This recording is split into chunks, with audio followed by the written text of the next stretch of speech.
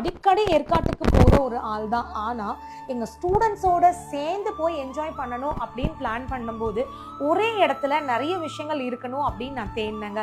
ஸ்டூடெண்ட்ஸ்க்கு வந்து சர்டிஃபிகேட் டே அரேஞ்ச் பண்ணுறோம், ஸோ ஒரு நல்ல ஒரு ஹால் இருக்கணும், பிரேக்ஃபாஸ்ட் லஞ்ச் வந்து ப்ரொவைட் பண்ண போகிறோம், ஸோ அதுவுமே வந்து ரொம்ப சூப்பராக இருக்கணும்.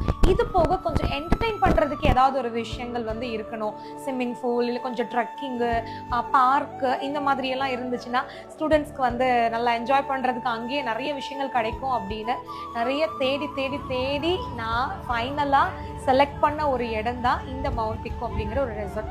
ஸோ என்னை பொறுத்த வரைக்கும் மாஸ்டர் கிளாஸ் ஸ்டூடெண்ட்ஸ்க்கு நம்ம ஒரு அமௌண்ட் வந்து அந்த போர்ட்ஃபோலியோக்காக செலவு பண்ணாலும் பரவாயில்ல, அவங்களுக்கு வந்து அதை மறக்க முடியாத ஒரு நாளாக இருக்கணும் அப்படின்னு நான் நினச்சேன். ஸோ ஃபைனலாக நாங்கள் செலக்ட் பண்ண இடம் வந்து மவுண்ட் பிக்கோ. இது வந்து ஒரு பெய்ட் ப்ரொமோஷன்லாம் கிடையாது, ஸோ பே பண்ணி தான் நாங்களும் வந்து அங்கே போனோம். இருந்தாலும் வந்து அவங்களோட அரேஞ்ச்மெண்ட்ஸ், அந்த சர்வீஸ் எல்லாமே ரொம்ப சூப்பராக இருந்துச்சு. ட்ரக்கிங்லாம் வேறு லெவல் எக்ஸ்பீரியன்ஸுங்க.